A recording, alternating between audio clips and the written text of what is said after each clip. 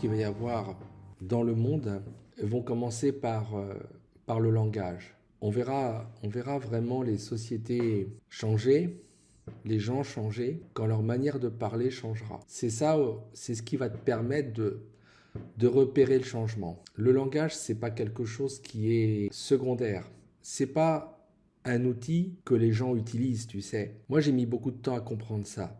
Le langage, c'est quelque chose qui utilise les gens comme un outil. C'est le langage qui conditionne les gens. Et c'est pourquoi quand tu verras les gens commencer à changer, tu pourras dire que le monde est en train de changer. J'ai eu cette chance, j'ai eu ce privilège de pouvoir faire des études longues. Et dans le pays où je suis né, j'ai pas en plus choisi la voie la plus facile parce que mes parents, pour une raison que j'ignore, je crois que c'était surtout à base de leur complexe d'infériorité, leurs complexes sociaux, leur origine. Ils voulaient que je fasse une filière très particulière.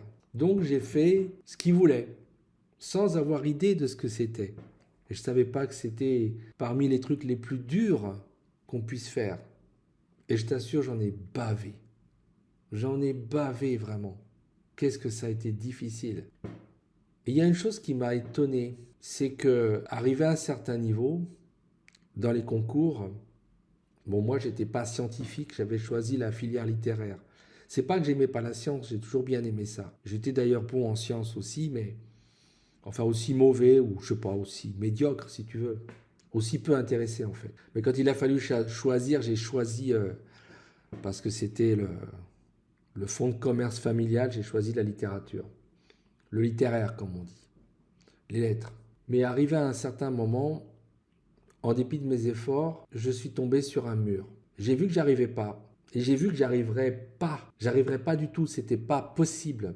Et je me suis posé la question, qu'est-ce qu'il faut faire pour rentrer dans leur putain d'école? Parce que c'est une putain d'école. J'ai bien vu que c'était un truc de con. J'ai bien vu que ceux qui étaient entrés dedans et qui étaient arrivés du premier coup, ils n'étaient pas plus intelligents que moi. Et j'ai compris un truc. C'est que tout était dans les mots. Tout était une question de langage. Parce que les idées, c'était des idées communes. C'est des idées, j'avais les mêmes. C'était des idées qui traînent partout. Mais comment tu les exprimes avec des mots? C'était ça le test. C'était ça le putain de test qu'on te faisait. En fait, j'ai compris que dans la manière que tu as d'exprimer une chose, la même idée, tu peux la dire de plusieurs manières différentes. Tu peux dire nous avons rencontré une aporie concernant le système de fermeture. Ça veut dire la porte était fermée. Vous pouvez vous attendre en fin de journée à un épisode humide. Ça veut dire il va pleuvoir du con. Et c'est tout comme ça. Après, dans notre pays, on appelle ça la langue de bois ou la novlangue.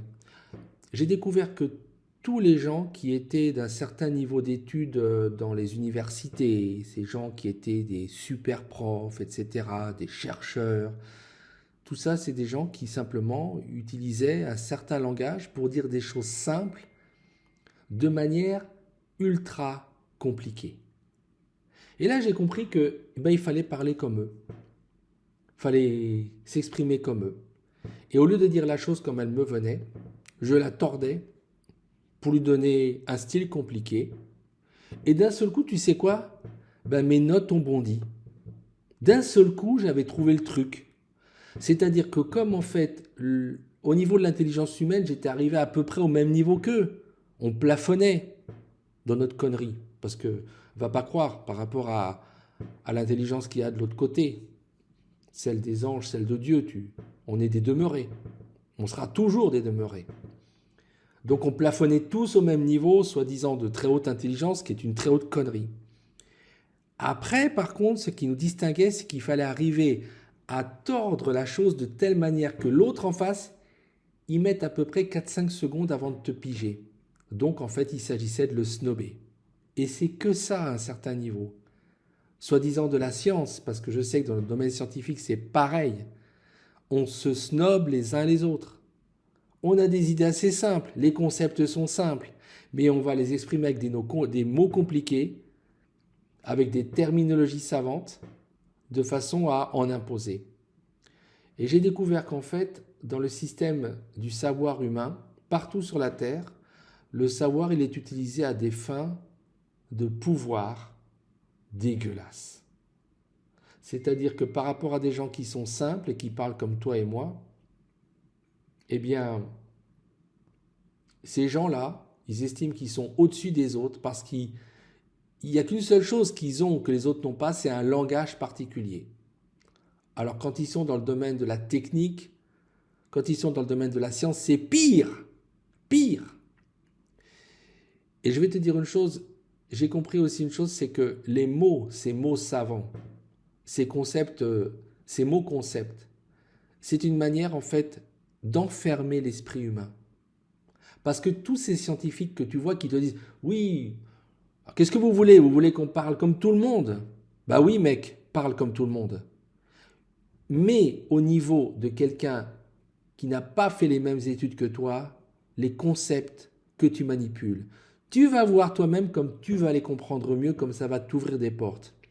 J'ai compris que tous ces gens qui utilisent des mots savants et qui te disent « Oui, mais bon d'accord, mais dans la médecine, on est obligé d'utiliser certains termes. » Mais ce que tu sais pas, mon gars ou ma fille, toi qui es savant, qui es médecin, qui es chercheur, c'est que ce sont ces mots qui t'emprisonnent dans les pensées. Ces mots concepts te bloquent dans ta pensée. C'est à cause d'eux que tu ne peux pas penser au-delà d'un certain niveau.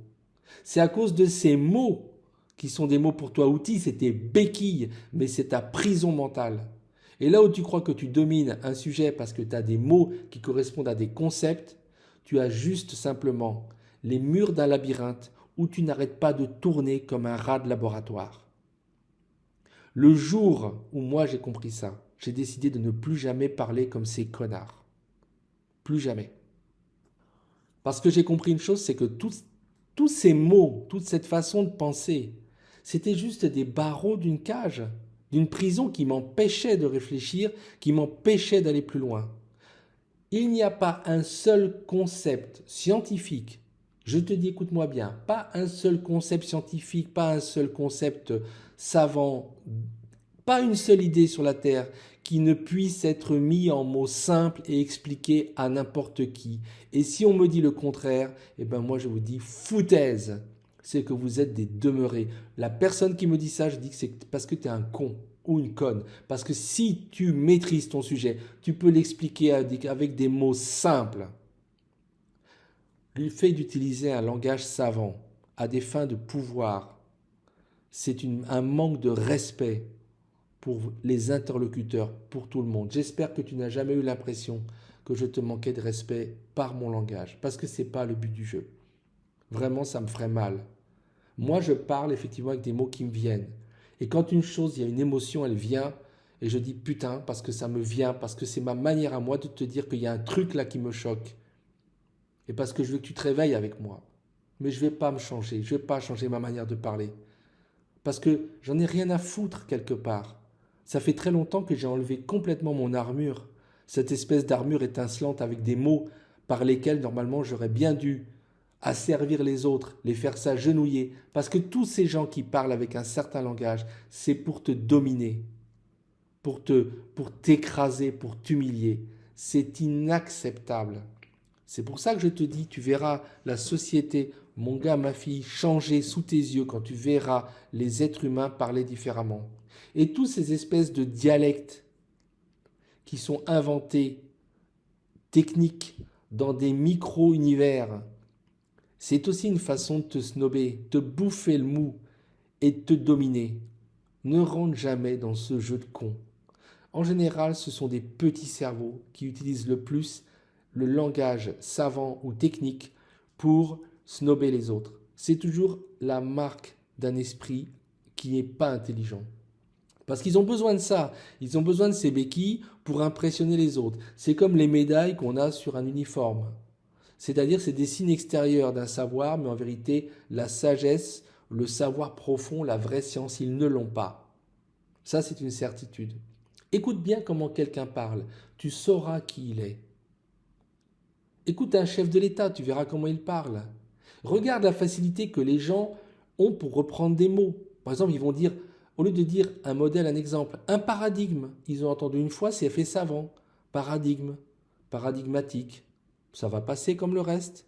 Mais on change de paradigme. Tiens, c'est un truc qui est à la mode dans les années 2000 et quelques, on dira, ben oui, ben on change de modèle.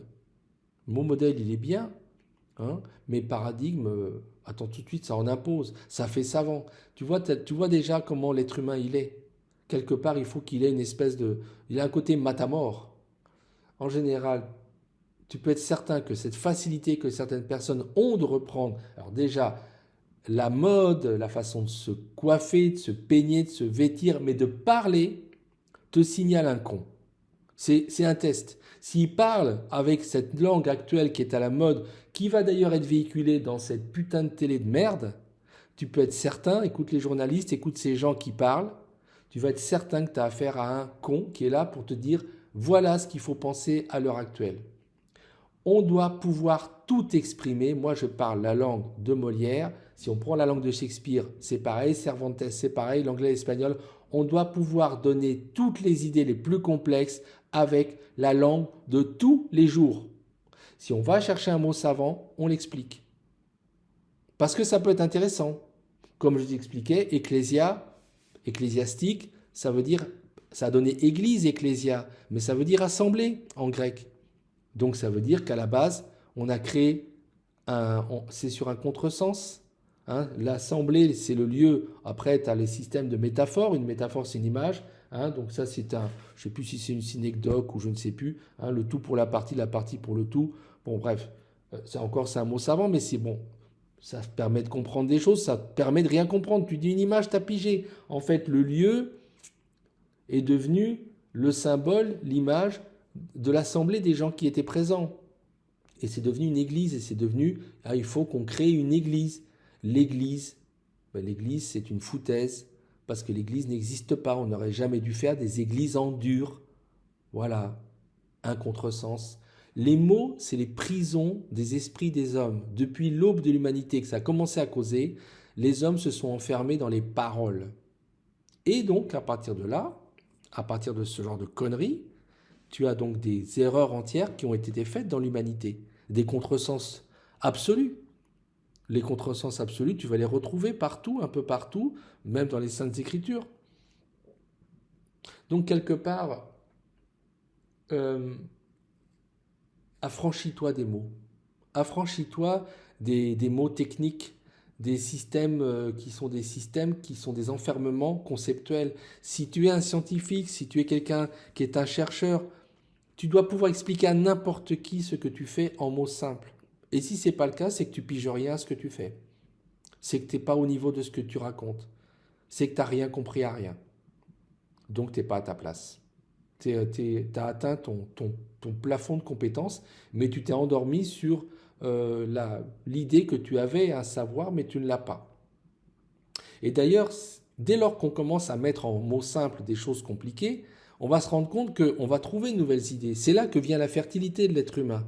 C'est là que tout va s'ouvrir, le champ des possibles. C'est pour ça que je te dis, moi, je ne te parlerai jamais un langage autre que celui que j'utilise pour parler avec le commerçant de mon quartier.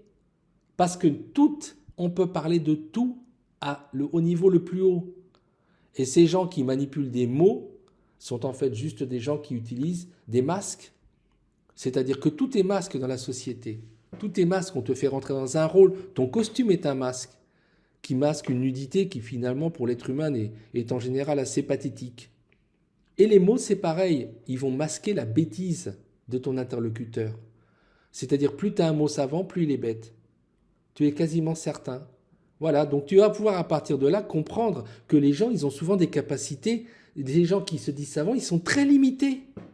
Moi, je les démasque, alors là, en 4 secondes, c'est terminé, hein, c'est par terre. Hein. N'importe quel chef de l'État, là, il ouvre la bouche, ça fait mal, ça fait mal. Tu entends son esprit tu l'entends qui est en train de, tu sais, de broyer les idées, là, de tourner et qui s'accroche à des mots. Voilà où on en est. Et donc, comme on est arrivé à une ère du trucage maximum, en politique, en idées, eh bien, on est arrivé à une ère du trucage par les mots, de la manipulation des masses, on appelle des masses populaires, comme ils disent, donc de toi et moi, pour eux, on est des masses, et ils nous manipulent avec des mots. Ils injectent des mots, et ces mots vont leur permettre, à partir de là, de conditionner ton esprit. Voilà. On va te dire, par exemple, d'un produit que c'est un vaccin. C'est pas un vaccin. C'est un système, une thérapie génique. Donc, il faut se faire vacciner, puisque tu t'es fait vacciner. Ah, c'est un vaccin. Mais non, c'est pas un vaccin. C'est une thérapie génique expérimentale qu'on a proposée aux gens pour remédier donc à une épidémie virale. Sachant que normalement, les virus, il n'y a pas de remède contre les virus. Ce qu'ils nous ont dit. C'est bizarre, hein? Donc, quelque part, c'est très intéressant. Quand tu regardes de près, par les mots, on va te manipuler. On va t'amener effectivement, à penser certaines choses. On va dire qu'on prend des mesures sanitaires. Ce n'est pas des mesures sanitaires, c'est des mesures liberticides. Ce n'est pas sanitaire, ce n'est pas médical. Il y a beaucoup de choses qui sont mises en place et par les mots, alors en France, on est extraordinairement fort, hein. La langue de bois, comme on dit, elle est arrivée à un niveau sculptural. C'est une orfèvrerie de la connerie humaine et surtout de la tromperie et de l'hypocrisie. Donc, le jour où on verra s'effondrer ce genre de conneries, tu pourras dire le monde est en train de changer. Mais tant qu'on sera dedans, tu peux être certain que les rois de la barbaque, parce que ce sont les rois de la barbaque, les rois de la matière, ils tiennent les gens par ces masquages au niveau du langage. Le langage en grec, c'est logos. On dit aussi le verbe. Et tu vas voir que dans les textes religieux, on te dit que le monde est créé par le verbe. Au début était le verbe, au début était le logos, la parole. C'est la parole de Dieu, donc on est en train de te dire, comme toujours la Bible te dit la vérité, enfin la Bible, les textes saints, il n'y a pas que la Bible, d'autres textes aussi vont te dire des choses analogues. Il te dit, ce qui commence dans l'univers, c'est un système vibratoire, c'est une vibration d'énergie, on va l'appeler le verbe.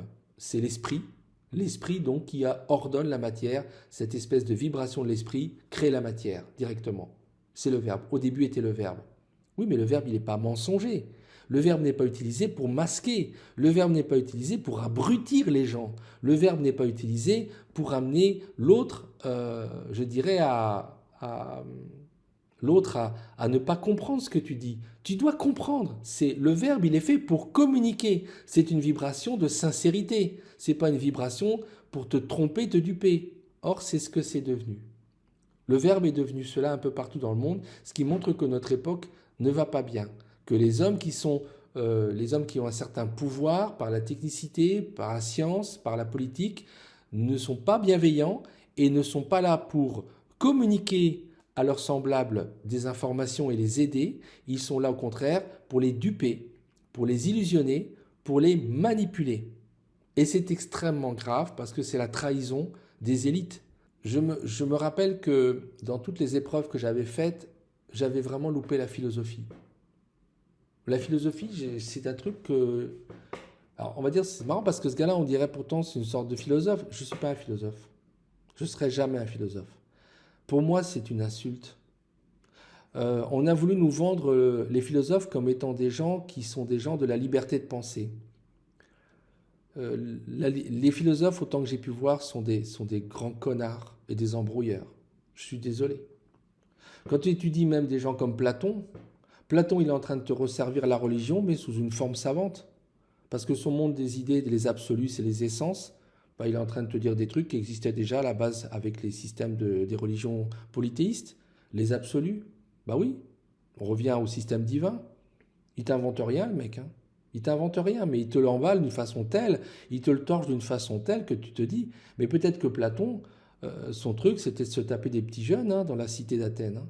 Est-ce que quand on dit que c'était un corrupteur, est-ce qu'on dit franchement quelque chose qui est absolument faux? Qu'est-ce que Platon nous a apporté? Qu'est-ce que Platon m'apporte? Moi, dans ma vie, il m'a vraiment ouvert les yeux? J'en sais rien. Alors après, on te dit, regarde, ils n'ont pas été gentils, on l'a forcé à boire la ciguë. Bah non, ça, on n'était pas obligé de l'obliger à se suicider. Mais franchement, le gars, quand tu lis effectivement l'œuvre de Platon, tu te grattes, tu te dis, bon, tout ça, c'est dit dans des mots très compliqués, mais ça m'apporte quoi? En quoi ça m'a libéré? En quoi ça m'a aidé à devenir un homme meilleur? Que dalle. Et malheureusement, 90% de ce qu'on appelle la philosophie, hein, apprendre à devenir sage, ça rend pas sage. C'est que des mots qui sont des mots savants pour t'embrouiller. Quand on, moi, je regarde une chose. J'adore l'exercice de la réflexion et de l'esprit critique. Mais à la base de la philosophie, finalement, tu as surtout des écoles de pensée qui ont existé en Grèce, en Sicile. C'est ce qu'on appelle les sophistes. Les sophistes, et Sophia, la sagesse, Sophos, c'était des gens qui étaient capables de dire une chose et son contraire, de démontrer une chose et son contraire. Dans l'école que j'ai faite, c'est exactement ce qu'on m'avait appris à faire. Je pouvais devoir parler de tout, je devais être capable de parler de tout et de dire des choses sur n'importe quoi. Et je t'assure, j'étais capable de parler de tout et de dire n'importe quoi. Et c'est comme ça, effectivement, que, ayant compris que tout était dans les mots et dans la manière de tourner les mots, eh bien, j'ai réussi le concours. La deuxième fois. Et j'ai continué mes études suivant le même principe. Et j'ai d'ailleurs pu former des élèves qui passaient ce même concours et qui n'y arrivaient pas. Et je leur ai donné la clé. Je leur ai donné, tout est dans la manière d'exprimer les idées.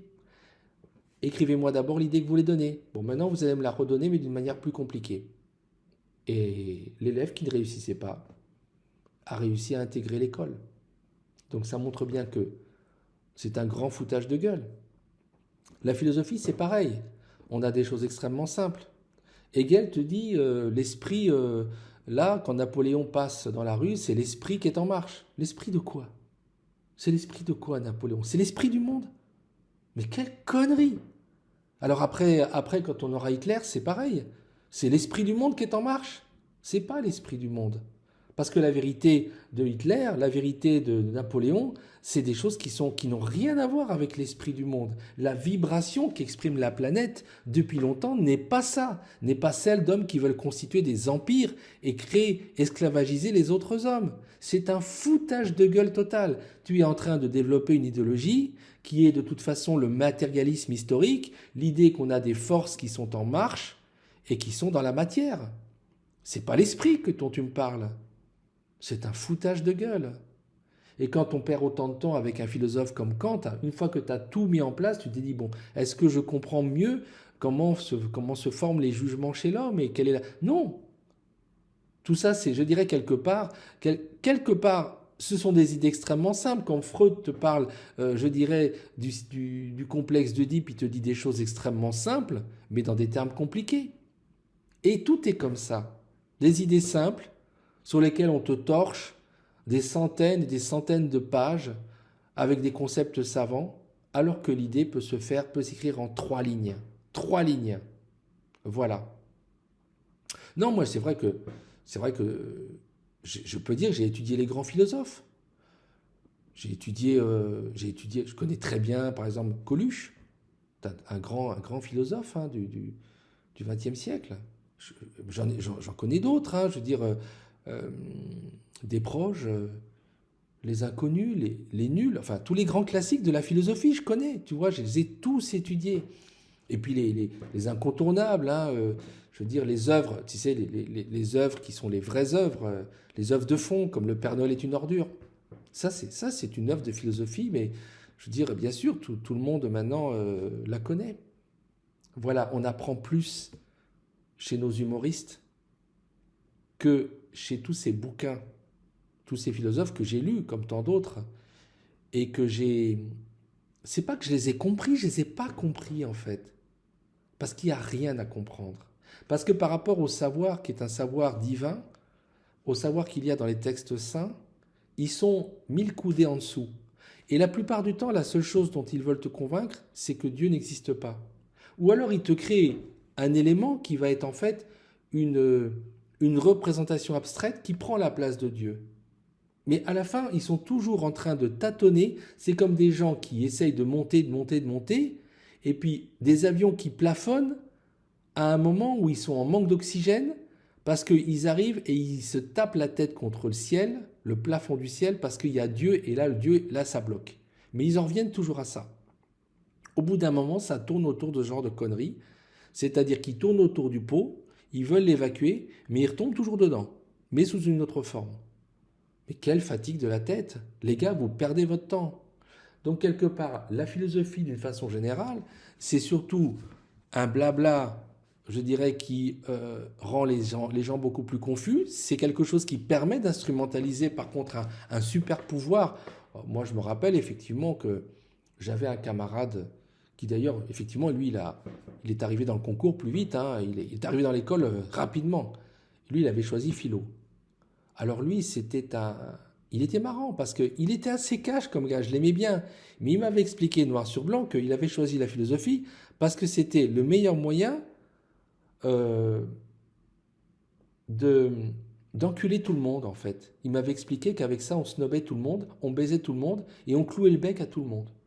Donc il avait trouvé le truc qui était génial, la parfaite usine à gaz et où en fait il était sûr qu'il aurait toujours le dessus simplement par la maîtrise sur le langage. Mais quand, après, on discutait du fond d'une idée, ben, le fond des idées, il n'en avait rien à foutre. Il n'y a pas de fond, il n'y a que de la forme. Et moi, c'est ce que j'avais expliqué à mes élèves qui voulaient passer ces putains de concours après moi. Tout est forme, tout est dans la forme. Je crois que c'est est-ce que c'est pas Flaubert ou Stendhal? Je crois que c'est Stendhal, un de nos écrivains, qui avait dit ça. Tout est dans la forme. Et d'ailleurs, c'est la vérité. Tu fais un putain de roman. Tu racontes des histoires humaines, mais on s'en fout. Tout a été déjà dit. Tout a été dit. Comment tu vas raconter ton histoire? Littérairement, ça, c'est l'œuvre du romancier, c'est l'œuvre de l'artiste. C'est pour te dire que le langage, c'est ça. Et quand tu verras le langage, qui sont tout un ensemble de prisons, changer, tu sauras que le monde, il est en train de changer. Quand les hommes se mettront à vouloir parler à leurs prochains, à leurs frères et à leurs sœurs avec simplicité, quand ils arrêteront d'utiliser le langage pour en imposer aux autres, alors on commencera à avoir un monde qui est plus sincère. Il y a une chose qui a beaucoup frappé les Indiens d'Amérique du Nord, les Indiens du Nouveau Monde, c'est quand ils ont vu débarquer les, les gens du Mayflower, donc les Anglais qui venaient pour coloniser finalement les États-Unis, les, les pèlerins, les pères pèlerins, c'est qu'ils ne parlaient pas, l'homme blanc avait une langue qui n'était pas sincère. Ça les choquait. Parce que eux, en fait, ils appelaient un chat un chat. Le langage était utilisé parce qu'il était une vibration qui était un écho de la nature. On ne mentait pas par le langage. Mais ils avaient remarqué que l'homme blanc, il était venu, il avait déjà développé cette capacité de mentir par le langage. Et ça, effectivement, euh, c'est une chose qui s'est universalisée dans nos sociétés. Notre langage nous sert à mentir. Notre langage nous sert à manipuler. Notre langage, bon, ce qui s'est passé durant la pandémie du Covid et tout le reste, le langage dans toute l'humanité a servi à manipuler les gens. Partout. Qu'on reprenne comment les mots ont servi à conduire le bétail, à traiter les gens en bétail. Et donc, quelque part, c'est quelque chose qui est extrêmement grave. Il ne faut jamais sous-estimer le langage. Il ne faut pas croire que c'est quelque chose de secondaire. Nous sommes langage. Parce qu'au début était le verbe. Au début, c'est une parole. La création du monde vient d'une vibration d'énergie de l'esprit. Une vibration de l'esprit, une ondulation. C'est une parole. Et nous-mêmes, nous sommes ça. Nous existons en tant que parole. Nous avons été créés par cette parole. Si notre parole est mensongère, alors nous sommes mensonges. Ce ne sont pas que des outils qui nous servent à nous masquer, c'est des outils qui nous conditionnent parce que ça va conditionner tout notre univers. Nous serons des mensonges vivants parce que à la base on n'est que des flux énergétiques, on est nous-mêmes des paroles. C'est pour ça que les gens qui utilisent des mots mensongers ou des mots ne savent pas qu'ils deviennent ces mots-là, que ces mots-là les conditionnent totalement, sont des emprisonnements mentaux. Ça va beaucoup plus loin, c'est-à-dire que c'est ce qu'on appelle, tiens pour prendre un mot savant, c'est ontologique. Ontos, c'est ce qui est, l'étant. Hein. Ça vient du verbe être, qui est conjugué au participe présent. L'ontologie, c'est ce qui est l'essence même du monde.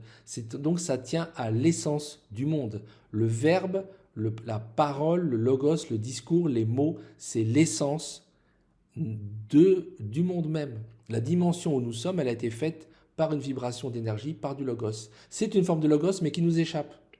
La génétique, c'est un logos, c'est un discours, c'est un langage, mais qu'on commence à comprendre, mais qu'on comprend qu'en partie. Tout ce qui vit est une forme de langage. Et d'ailleurs, tout est langage.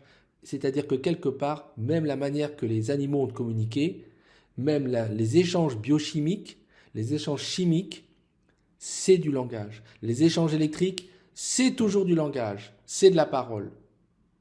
Donc la parole est partout. La parole, elle est vraiment la base de la vie. La vie est parole. Et c'est pourquoi, lorsque la parole devient mensonge, eh bien elle devient de l'antivie, elle devient du poison toxique et elle détruit. Et c'est pourquoi les Indiens d'Amérique du Nord étaient choqués de voir que ces hommes, les visages pâles, utilisaient la parole pour tromper. C'était une langue de vipère, c'était une parole qui faisait du mal. Et pour eux, c'était presque plus grave que les actes de barbarie qu'ils pouvaient créer, parce que même ils en faisaient, ils scalpaient les visages pâles. Mais pour eux, c'était pas quelque chose de mauvais. Ce qui était pire, c'était la parole de mensonge du visage pâle. Parce qu'ils étaient, eux, en adéquation avec le monde. Ils ne faisaient qu'un avec la vibration de l'univers. Donc leur parole aussi était une parole. Et c'est pourquoi d'ailleurs que les gens normalement qui ont une parole sincère, ont aussi une parole d'économie. Il y a une parole d'économie quelque part. Les mots servent vraiment à dire la vérité, pas à manipuler les gens.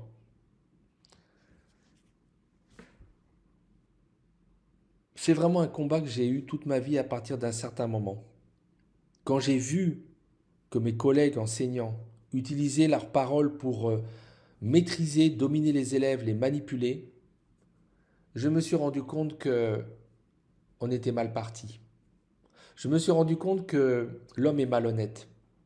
L'homme se fout éperdument d'apprendre les trois quarts du temps à l'autre ce qu'il sait. L'homme ne veut pas partager le savoir. Il veut le garder pour lui. Et il met en fait le langage comme une barrière, une barricade. Et c'est pour ça que quand on dit oh vous savez les illettrés, les gens ou alors quand on te parle même des, des- des modifications des cultures par une intrusion extérieure, ce qu'on appelle l'acculturation. Mais qu'est-ce que c'est faux cul tout ça? Qu'est-ce que c'est hypocrite? Si les hommes des fois ne savent pas et n'ont pas la culture, c'est que t'as pas voulu leur donner. Tu veux pas partager. Toi, t'as compris des trucs dans ta caste. Mais tu utilises les mots comme une putain de barrière pour que l'autre n'entre pas dans ton savoir, que tu ne veux pas partager le savoir. Voilà les êtres humains. Voilà la vérité. Ouvrez les yeux. Moi, j'étais de l'autre côté. J'étais parmi eux. J'ai vu comment ils fonctionnaient. J'ai pu avoir accès à leur code. Et je me suis dit, mais fumier que vous êtes. Vous avez des mots à vous, vous avez des expressions à vous, et c'est pour écarter les gens. C'est des espèces de mots, effectivement, secrets, des codes secrets, pour que personne ne comprenne, à part vous, ce que vous dites. Voilà la vérité. Donc, c'est aussi quelque part une forteresse. On a des forteresses à faire péter de l'intérieur. Parce que là, les mots, et effectivement, quand on voit que dans certains milieux, on va créer son propre langage avec des mots du verlan, des mots à l'envers, etc. C'est une façon de vouloir contrecarrer les codes existants avec un autre code. Et ils sont pas fous, hein, certains individus. Ils font la guerre avec les mots. Les mots sont des lieux de guerre. Il se passe des guerres dans les mots. C'est pour ça qu'il y a des gens qui disent, mais oui, ces mots qui viennent des langues étrangères, ces mots qui viennent de la banlieue, par exemple, comme si la banlieue c'était un endroit, oh là là, c'est pas bon, pourquoi ça serait mieux que le centre-ville et du con? Pareil, hein, c'est un endroit de créativité. Ils sont en train de faire leurs armes parce que toi-même, tu as érigé tes mots en barricade. Tu as fait une barrière, tu as établi un mur autour de toi et n'entrez pas, dégagez. Si vous n'entrez pas, si vous ne montrez pas patte blanche en ayant le même langage. Certaines sociétés se sont construites de façon très très forte là-dessus. Prends une société très clivée socialement comme la société anglaise. Par le langage, on sait à quel milieu tu appartiens. On va carrément te snobber. Tu ne peux pas rentrer dans certains endroits si tu ne parles pas comme eux. Par les mots. Et c'est un endroit, on va en Angleterre, où on va pouvoir voir les catégories sociales très fortement par la façon de parler.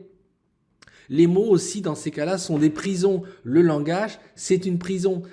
Et fais attention, moi je te dis une chose, fais attention au langage que tu utilises. Si tu reprends un langage qui est celui de l'univers où toi t'évolues, ta zone où tu te sens, où tu as grandi, si c'est un langage qui est clivé, tu vas toi-même t'empêcher d'aller ailleurs. Tu vas te mettre une propre barrière.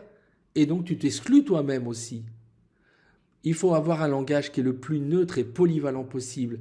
Ces langages qui sont je dirais, des dialectes locaux, des codes qui sont des codes, on va dire, à usage de gang. Hein. Tu as le gang, t'as des gangs effectivement de centre-ville, tu as le gang de banlieue, tu as le gang des classes favorisées ou éduquées, tu as le gang des gens qui seraient des gens qui seraient plus simples de conditions. Mais tout ça, ça fait des clivages entre les êtres humains. C'est des barrières qu'on érige par les mots. Il faut faire péter tout ça. Il faut prendre des mots partout. Il faut aller chercher des mots à droite, à gauche, les mélanger. Mots savants, mots vulgaires, verlan, argot, tout ça, ça fait partie de notre façon de parler, de vivre. On doit tout partager. C'est pour ça que moi, j'utilise des mots savants, j'utilise des mots de la rue, j'utilise des mots que j'ai entendus et qui me semblent des mots où il y a de la force, il y a des fois de la violence, il y a une vigueur, il y a du sang dedans, il y a une sorte de côté sanguin, c'est-à-dire il y a de la vie, de la sève. Et puis il y a des mots, tu es obligé d'utiliser parce que c'est des mots qui sont plus savants, mais souvent j'essaie de les expliquer. Je vais chercher partout. Il n'y a pas de barrière. Moi, je suis sans barrière. Deviens aussi quelqu'un qui, avec tes mots, colonise tout le domaine du savoir. Va partout avec ton langage. Ne te mets pas dans un code langagier en prenant des façons de parler et un accent particulier qui vont t'identifier à une toute petite enclave humaine qui te semble être l'endroit qui est ta famille. Mais c'est rempli de gens qui ne sont pas ta famille, c'est aussi des étrangers. C'est toi qui te fais cette projection mentale, tu crois que là, tu es dans ton monde. Mais la seule chose que tu as fait, c'est que tu as développé un système communautaire et tu as érigé autour de toi une barrière de protection. Donc qu'est-ce qu'il y a derrière? C'est la peur. C'est la peur, tu t'es enfermé toi-même. Parce que les gens qui mettent en place la novlangue ou la langue de bois, ils s'enferment eux-mêmes par la peur. Ils veulent contrôler, dominer. Et toi, tu réponds aussi par un autre système, à l'envers, un autre contre-langage, mais qui va être à base d'autres mots, des mots d'argot, des mots de verlan, des mots codés, des mots qui sont empruntés à d'autres langues étrangères. Et tout ça, ça va créer ton petit manteau, ta petite doudoune où tu vas te sentir bien à l'aise et protégé. Mais la vérité, c'est que tu t'enfermes toi-même, de même que si on t'a enfermé dans un endroit, que ce soit la banlieue, que ce soit la campagne, que ce soit un endroit urbain particulier, ou même, je dirais, la banlieue bourgeoise, avec ses codes, qui, par exemple, tu vois, j'ai fait référence à un moment à un film, Le Père Noël est une ordure, on va avoir les codes de certains arrondissements, le 16e, le 8e, mais c'est pareil, ce sont des ghettos. C'est des logiques de ghetto. Donc le langage, il devient aussi ton ghetto. C'est ça, moi, ce que je ne comprends pas, c'est que déjà, je vois des gens qui le font de catégories sociales qui s'estiment être supérieures et qui vont snober les autres par leur langage. Dans certaines sociétés en Angleterre, tu le vois, c'est très fort. Mais bizarrement, de l'autre côté, en système inversé, les autres catégories vont faire pareil. Et que je te fais un autre ghetto de langage. Le jour où nous verrons tous ces ghettos s'effondrer, où les êtres humains commenceront à parler avec des mots qui sont empruntés dans tous les domaines, on verra effectivement un nouvel esprit. Moi, ce que je te dis, puisque certaines personnes ont décidé d'utiliser les mots comme des armes, et comme des murs, et comme des barreaux de prison, moi je te dis une chose, ne fais pas pareil. Commence à agir différemment. Va chercher des mots partout. Tu peux utiliser des mots qui sont des mots savants, tu peux utiliser des mots qui sont des mots de tous les jours. Tu peux utiliser la langue qu'on appelle simple, vernaculaire, pour employer un mot savant, la langue populaire, l'argot, mais ne nous mettons pas dans des ghettos, parce que ce que nous faisons simplement par le langage, c'est que nous nous séparons les uns des autres, nous nous déshumanisons, nous sommes en train d'utiliser les mots comme des armes, comme des boucliers. On est déjà dans la posture, on va dire, des CRS qui sont en train de charger, des manifestants avec les canons à eau. C'est ça, c'est des boucliers qu'on a. On a des boucliers et on utilise nos mots comme des grenades. On est déjà, à travers les mots, dans un état de guerre.